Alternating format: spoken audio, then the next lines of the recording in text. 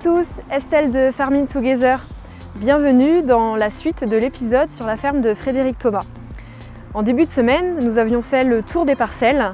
Aujourd'hui, c'est un petit peu différent. Frédéric Thomas va nous expliquer comment il a intégré de l'élevage sur son exploitation, qui est une exploitation céréalière.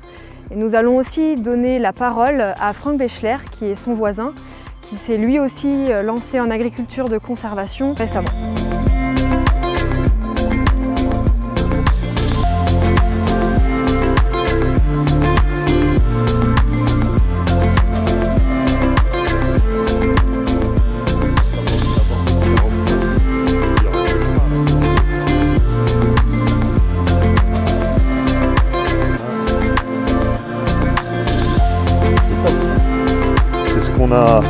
Alors cette parcelle-là, je peux l'appeler Minnesota, mais elle n'a pas gagné l'appellation cette année.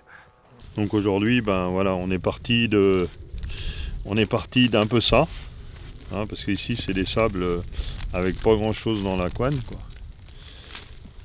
Et aujourd'hui, ben, on a remonté de l'organique qui descend grâce à l'activité biologique, grâce aux racines.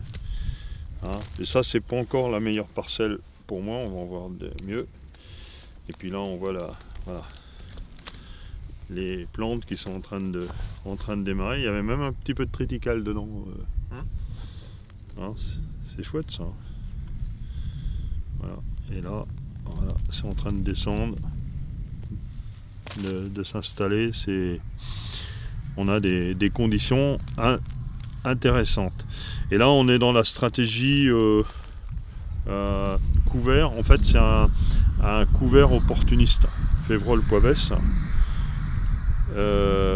avec un petit peu de graminées, ce qui fait que normalement on va essayer de le récolter. Mais si ça passe pas l'hiver, s'il y a X ou Y difficulté, bah c'est un couvert qui va être un couvert entre deux maïs. Donc en fait comme ça on est dans une limitation de la prise de risque. Mais on implante toujours un couvert. Et puis quand ça peut se récolter, ça va se récolter.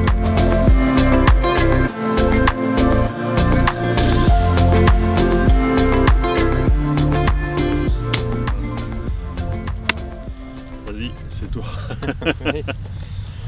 Bon, par rapport à ce que vous avez vu, vous voyez, il y a quand même une grande différence. Donc ça fait, c'est la 3e année, avec 60 tonnes de compost en 3 ans. Quasiment orienté sur de la production de biomasse. C'est-à-dire que ici, comme les potentiels sont pas en face pour produire des céréales et que ce soit rentable, et comme j'ai des animaux, bah, ça devient plus résilient et donc l'objectif là, c'est produire beaucoup de biomasse dans le système. Donc la rotation elle est simple, c'est 2 années ce que je vais appeler moi des métémax, c'est-à-dire que je produis un métail d'automne pour mon sol.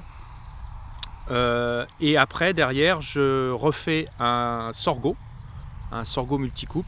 Et lui, je vais le faire pâturer par les animaux. Donc comme ça, sur 365 jours, j'ai quasiment 365 jours de racines vivantes dans mon système. Donc qui me produit du carbone liquide. Et qui optimise au maximum l'ensoleillement pour produire aussi du carbone via la photosynthèse. Donc l'objectif il est là, quoi. J'ai pas de temps à perdre et donc c'est apporter de la matière exogène et capitaliser au maximum et faire tourner le flux de carbone avec les animaux. Alors les animaux, en fait j'ai des Angus, des Aberdeen Angus. Pourquoi j'ai pris ça? Parce qu'en fait je suis à la base un peu tombé amoureux de ces animaux là, mais en fait elles ont un avantage, c'est qu'elles sont très souples dans la conduite, elles sont capables de rester dehors toute l'année et de manger un peu en accordéon comme les brebis. Donc j'ai des Aberdeen Angus, j'ai aussi des brebis solognottes. Et les brebis solognottes sont exactement pareilles, quoi. Donc elles ont cette capacité, je dirais, d'aller pâturer différentes productions. Alors on n'est pas sur des Formule 1, mais on est sur du passe-partout et des animaux capables vraiment de valoriser ce que l'on met en place dans l'agriculture de conservation qui, avec les animaux. On peut appeler ça aussi de l'agriculture régénérative. On régénère vraiment les sols avec les animaux. Et les animaux ici sont vraiment un outil dans le système de production.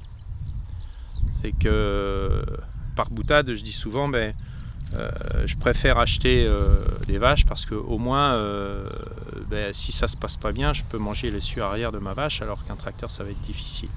Ça ne veut pas dire que j'ai pas besoin de matériel. C'est pour ça qu'on s'entend avec Frédéric et que je loue du matériel chez Fred, mais on optimise le matériel qui est déjà sur place et ça va super bien comme ça. Donc en fait, la rotation, elle est 2 années de Metemax, 2 années de maïs pour nettoyer. Donc on est sur une rotation de 2, mais quasiment qui s'allonge un peu plus, puisque derrière les 2 années de maïs qui nettoient, je fais un métail-grain, parce que là j'ai la possibilité, je sors de 2 années où je suis relativement propre.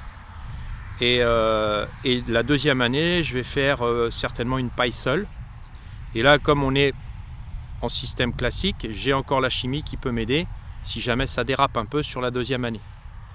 Et je reviens après sur du métail, Metemax, et je repars dans un système. Donc là, l'objectif, c'est d'essayer d'aller plus vite que 18 ans pour avoir un résultat. C'est le challenge.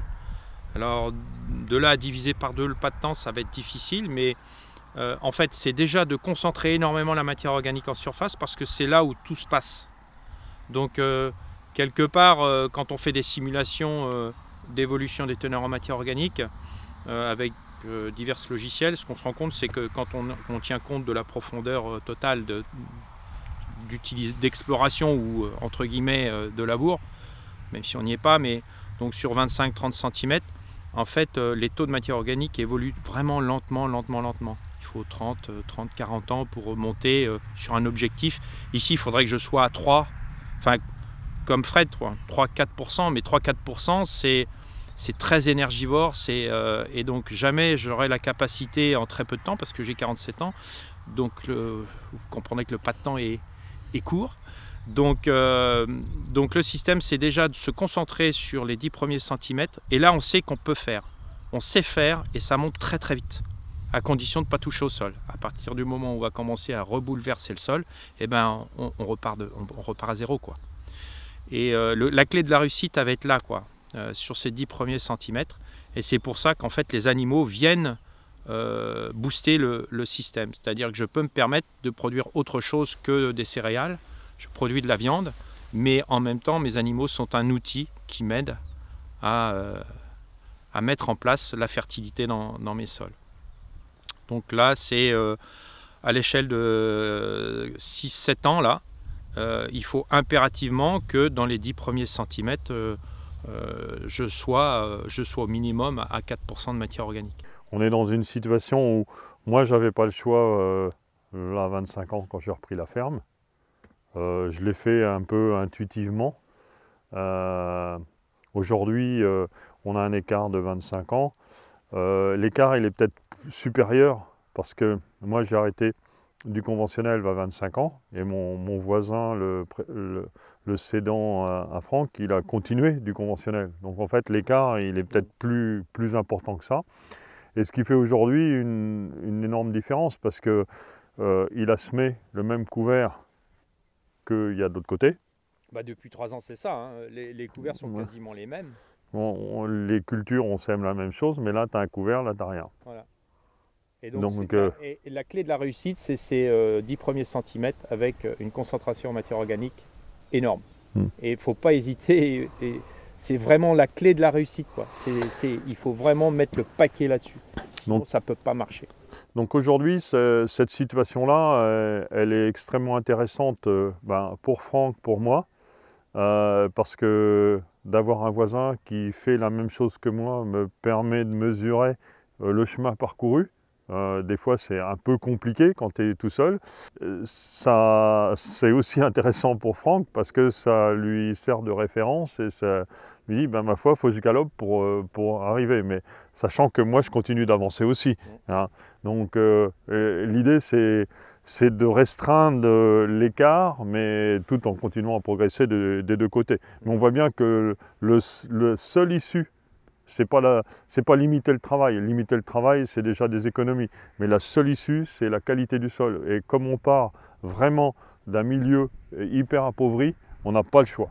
Si on veut continuer à être agriculteur, mais agriculteur céréalier ou agriculteur éleveur, c'est le même combat. Il faut des sols qui fonctionnent. Donc on n'a pas le choix. Et moins on exportera les flux de carbone à l'extérieur des parcelles, et plus on sera résilient. Donc là, en fait, on voit que par rapport à la parcelle juste à côté, là on commence à capitaliser, à brunir en l'espace de 3 ans. Et ça, j'ai pu le faire grâce à mes animaux, parce qu'en fait j'ai fait du bulk grazing. J'ai fait pâturer mes animaux avec du foin durant l'hiver. Donc le principe, c'est en fait de laisser une ration de biomasse au sol et de faire baisser le C/N de cette biomasse grâce au pâturage des animaux et aux déjections. Donc j'ai toujours... Alors on me dit, tu gaspilles du foin. Mais moi, dans mon système, je ne le gaspille pas puisqu'il retourne à mon sol. Je capitalise en matière organique et donc en azote. Je capitalise de l'azote. Et donc le principe de faire pâturer les animaux, il est bien là, c'est qu'on dynamise les flux de carbone encore une fois dans le système. Et grâce à ça, en fait, on améliore et quelque part, on divise par 2 là quasiment. Sur cette phase-là, j'ai divisé par 2 le pas de temps par rapport à côté, parce que j'avais mes animaux. Encore une fois, l'animal est un outil dans mon système.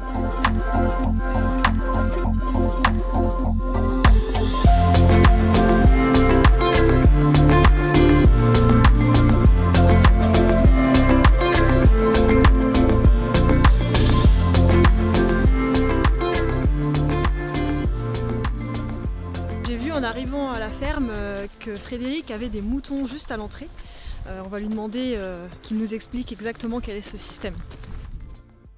Donc là, on arrive dans ma parcelle un peu fétiche, hein, qui s'appelle le Pré des Fontaines.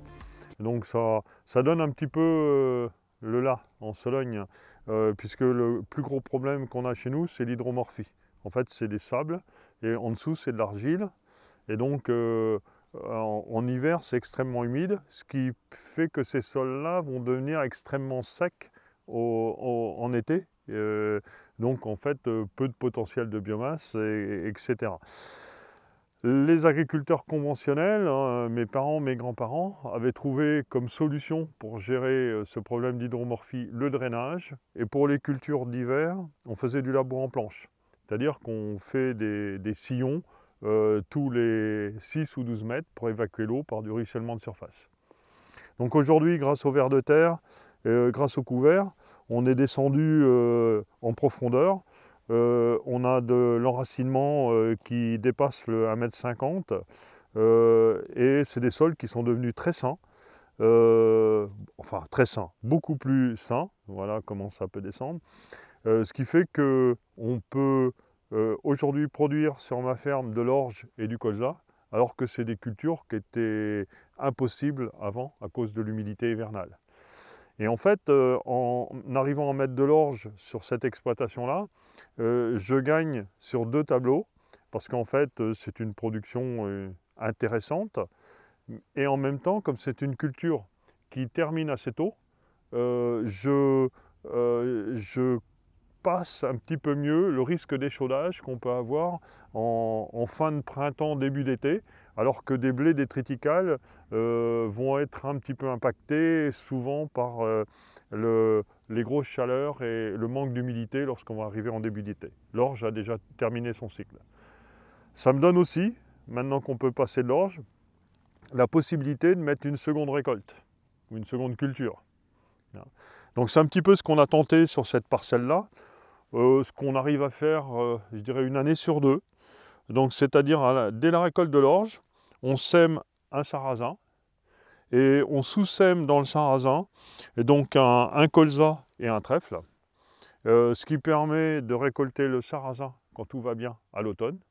Et ensuite, ça continue en parcelle de colza associée avec son trèfle avant de revenir avec un blé.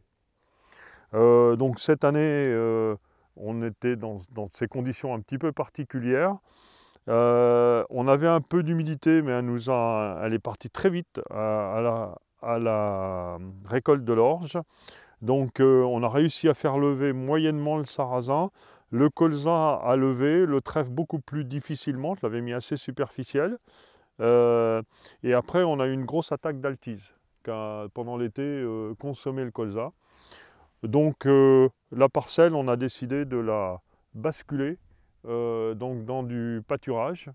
Et elle est valorisée aujourd'hui par des moutons plutôt que de passer un broyeur ou un désherbant. C'est les moutons qui vont la valoriser.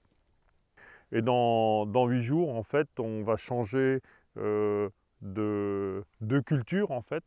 Ça, ce sera simplement un couvert entre l'orge et la future culture qui sera une association blé-lin. Ça, c'est une association qu'on a déjà commencé à tester et qui nous semble possible parce que c'est assez compliqué de produire du lin. C'est une culture qui ne fait pas beaucoup de biomasse, mais c'est une culture qui peut s'adapter assez bien à de l'association. Et on a des programmes de désherbage qui peuvent permettre de gérer une partie du salissement tout en ayant des cultures qui sont assez différentes. On sait que ça se récolte bien, on sait que ça se trie bien, et il y a une demande pour le lin, et certainement il y a une ouverture là-dessus. Donc c'est le type de parcelle que je vais consacrer aussi à ce type d'essai qui me permet d'avancer dans les nouvelles solutions qu'on peut développer sur la ferme d'année en année. Vous avez l'activité biologique, comment elle est repartie là-dessus? Ouais. Là c'est archi top. Là c'est un peu ma parcelle école, ça.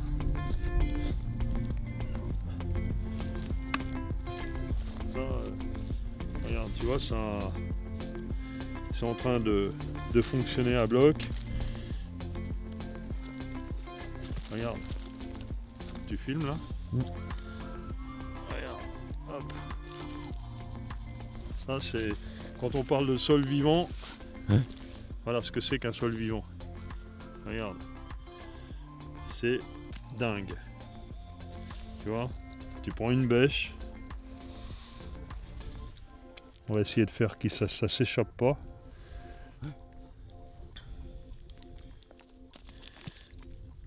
Ça, c'est une parcelle où j'ai multiplié par 3 ma CEC. D'accord. Voilà, là, regarde, là, c'est perforé de partout. Et ils me descendent de la matière organique. Et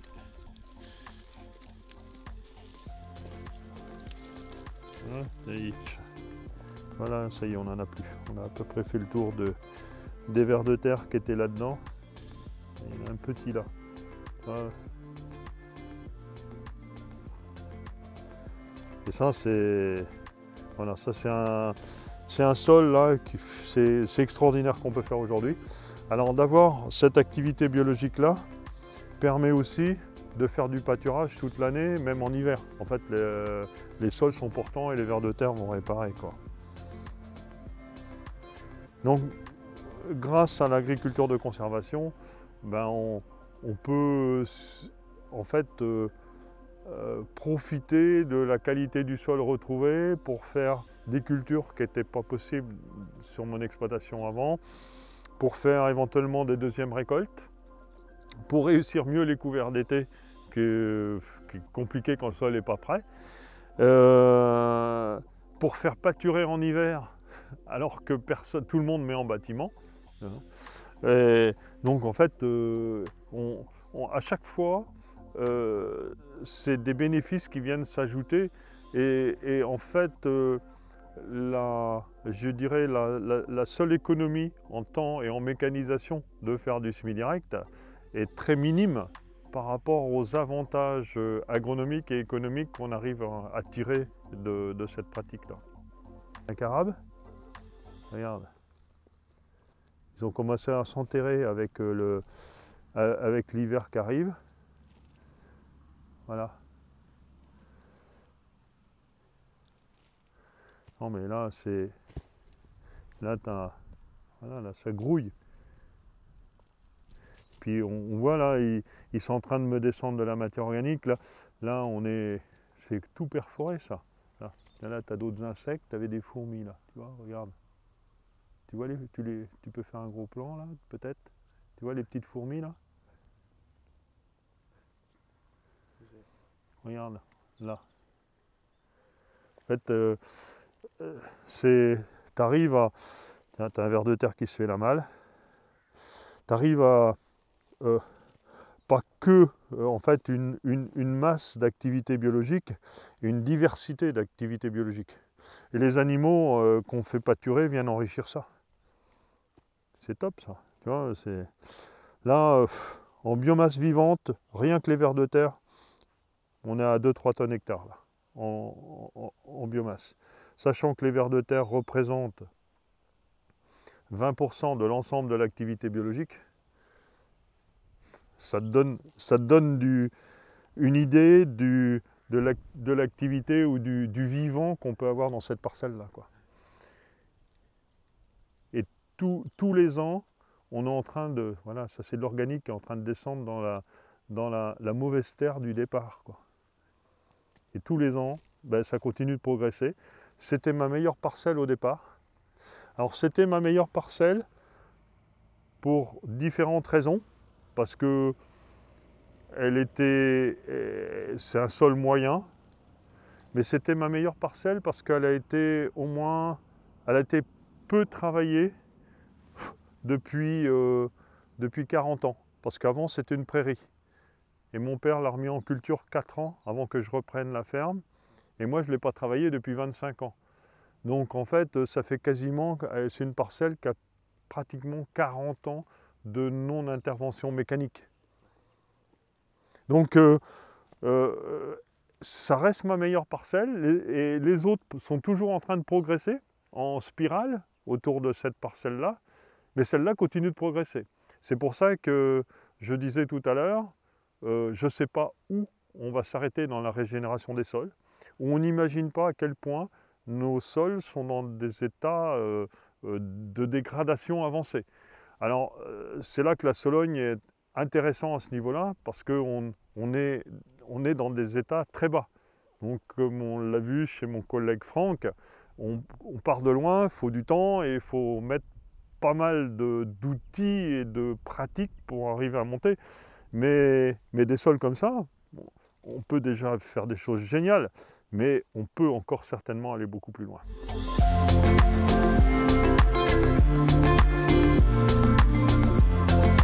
Donc vous l'avez compris, Frédéric a réintroduit l'élevage et au fur et à mesure de ses expérimentations, il a eu de nouvelles idées et il va vous expliquer ça tout de suite.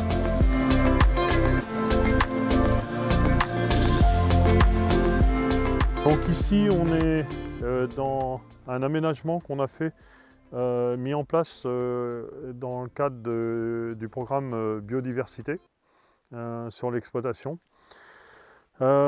Donc encore une fois, hein, c'est la gestion du sanglier qui nous a amené à réfléchir à tout ça et en fait la capacité de faire venir des gens qui ont des expertises un petit peu différentes et pas forcément agronomes, donc qui complètent un petit peu ce qu'on peut avoir comme connaissance en matière d'agriculture de conservation.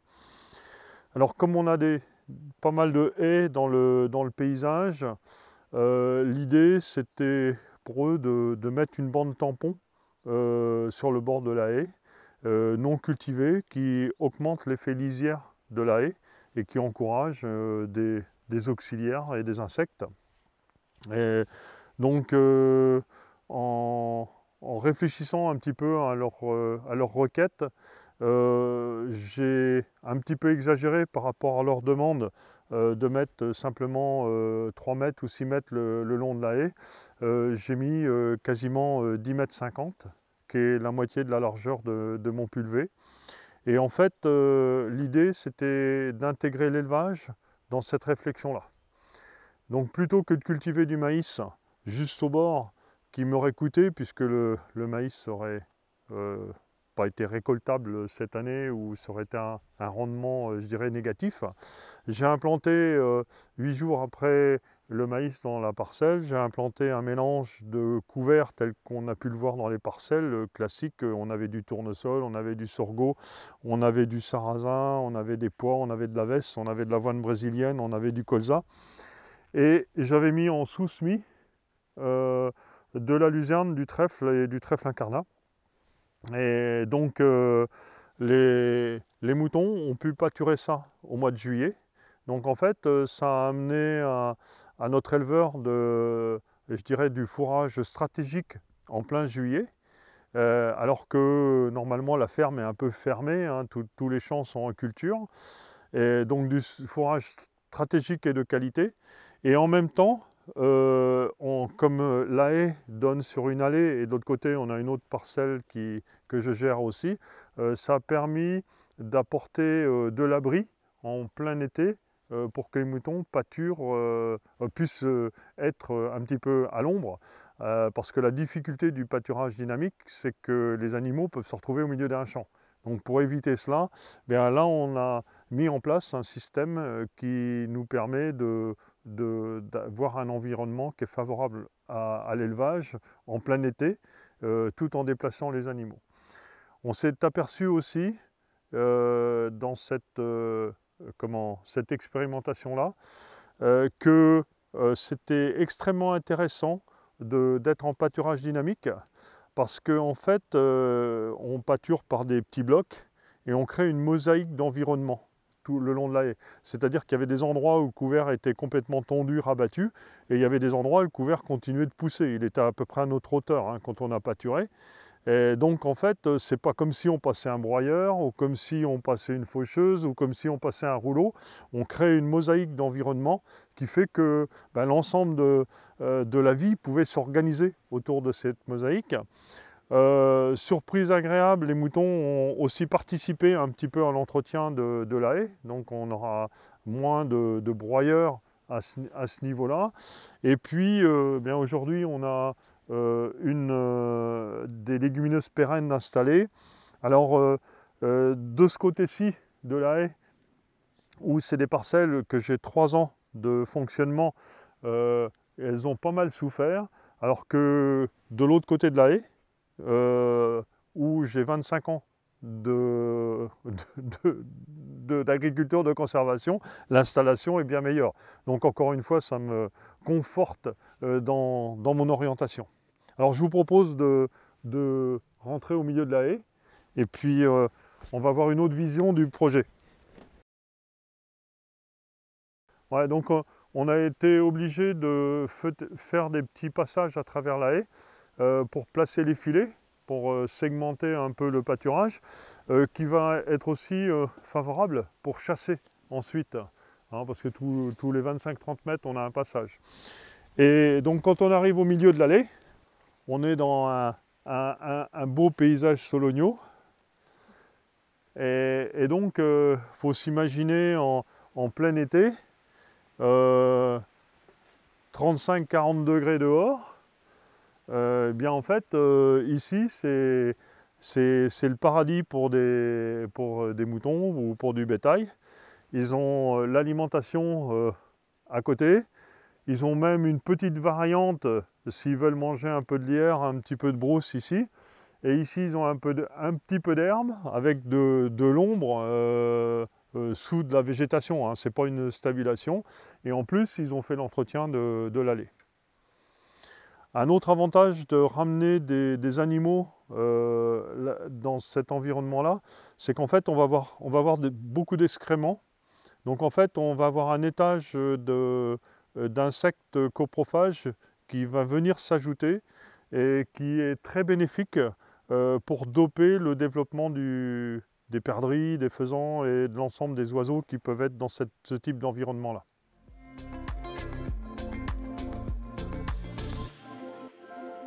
Quand on regarde cette allée, entre la partie ouest, la première lignée, l'allée centrale et la partie est, ici, et la bande enherbée qu'on a fait là, on a créé énormément de diversité dans notre paysage. Énormément de diversité. Et en fait, j'ai souscrit des zones qui étaient non productives, qui deviennent productives aujourd'hui, et en plus qui sont favorables à la biodiversité. Alors ce qui est énorme, encore une fois, c'est que là on a 25 ans d'AC, on a semé la même chose le même jour. Ça a été géré de la même manière. Bon, ben, pour tous les gens qui se posent la question, est-ce que ça vaut le coup de faire de l'agriculture de conservation, ou est-ce que ça vaut le coup, ou est-ce que l'agriculture de conservation est favorable à l'amélioration des sols? On peut faire toutes les analyses de biodiversité, de fertilité, de ceci, de cela. Pour moi, c'est clair, entre des parcelles qui sont gérées depuis 25 ans et on arrive à avoir ce type d'installation-là, et des parcelles qui ont 3 ans avec le même itinéraire, on a ce type d'installation de l'autre côté, forcément, ça fonctionne bien, ou ça fonctionne mieux. Donc aujourd'hui, il y aura certainement un pâturage, peut-être à l'entrée de l'hiver. Là, on attendait un meilleur développement. Mais comme c'était très sec, c'était une installation de l'année, ce n'était pas enraciné assez profond. Mais l'année prochaine, on pourra faire au moins 2 tours de pâturage autour de cette allée. Donc ce qui va être un énorme bénéfice, avec des légumineuses, avec de la protéine. Et à l'automne, grâce au semi-direct, on va pouvoir revenir recharger un métail qui pourra faire un premier pâturage au printemps. Donc en fait, c'est des zones où on risque de sortir une dizaine de tonnes de matière sèche, pâturée.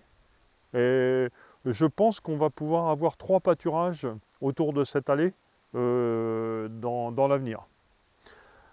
Ce qui nous a donné aussi énormément d'idées, ce qui fait qu'il y a d'autres lieux sur l'exploitation qu'on va pouvoir orienter vers ce type de stratégie-là et permettre à mes éleveurs d'avoir encore plus de bétail sur les fermes. Parce que là, on a non seulement de la biomasse qui arrive de qualité, mais on a aussi ce que j'appelle du fourrage stratégique, parce que là, c'est du pâturage d'été et d'automne à des périodes où il n'y en a plus dans les prairies. Dernier point sur cette zone-là, c'est on a le problème où la mauvaise herbe du semi-direct, ça peut devenir ça, des arbres. Ça, c'est la mauvaise herbe du semi-direct. Quand tu ne travailles plus, là, on a des arbres. Et là, sur le bord de la haie, on voit arriver les arbres qui pénètrent dans le champ. En fait, cette année, les brebis m'ont assez bien entretenu les arbres sur le bord de la haie, mais j'ai l'impression que les arbres, ils sont fâchés. Ils ont dit, on rentre dans le champ quand même. Ils sont venus beaucoup plus loin. Donc là, je ne sais pas comment on va faire. On va peut-être être obligé d'étendre un petit peu la zone pour lutter contre les arbres. Mais ça m'interpelle toujours quand on parle d'agroforesterie. Je reste une personne prudente parce que faut bien choisir ses arbres. On peut très vite se faire envahir.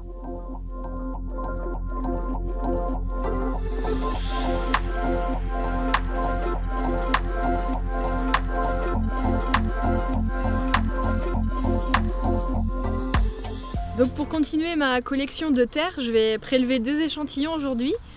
Un premier échantillon sur la parcelle de Frédéric et un deuxième sur la parcelle de Franck qui correspond en fait à une parcelle de Frédéric mais il y a 25 ans.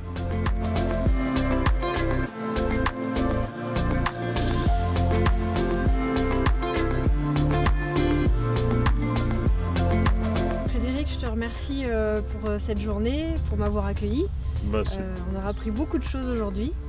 C'était un grand plaisir de vous recevoir parce que c'est pas le bout du monde la Sologne, mais c'est quand même un lieu un petit peu spécial. Hein. Voilà. En tout cas, j'étais content de te montrer ce qu'on arrive à faire avec l'agriculture de conservation d'un milieu pas évident. Reviens quand tu veux. Eh ben, ce sera avec plaisir, je reviendrai. Déjà merci d'être passé. Merci à toi.